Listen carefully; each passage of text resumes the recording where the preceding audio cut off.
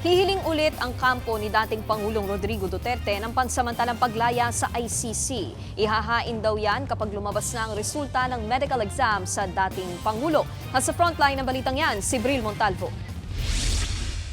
Having rejected the 3 grounds of appeal presented by the defense in the appeal brief, the appeals chambers unanimously confirms the impugned decision.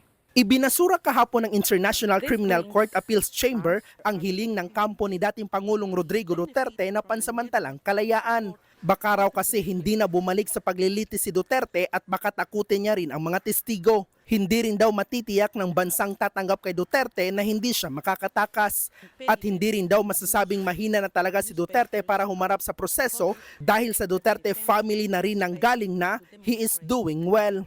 Ayon sa Defense Counsel ni Duterte na si Attorney Nicholas Kaufman, muli silang hihiling sa ICC na palayain si Duterte. Hihintayin lang daw nila ang resulta ng medical evaluation ng 80 years old na dating Pangulo sa susunod na buwan. Muling iginiit ni Kaufman na sa edad at kondisyon ni Duterte, hindi na siya maituturing na banta sa mga testigo.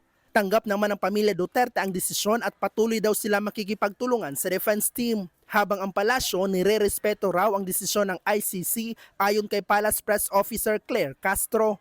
Pero ang isang apo ni Duterte na pumunta pa mismo sa The Hague, Netherlands, hindi raw maintindihan kung bakit ibinasura ang apila.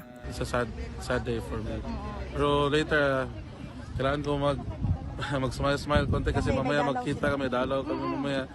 So hindi pwede ganito na mood sa loob. Pati si dating presidential spokesperson Harry Roque nasasaktan daw. Hindi dapat ganon. Sometimes it's about law, but it's also about justice and about the call of humanity. Pati si Senator Robin Padilla hindi rin maiwasang madismaya. Malungkot na to.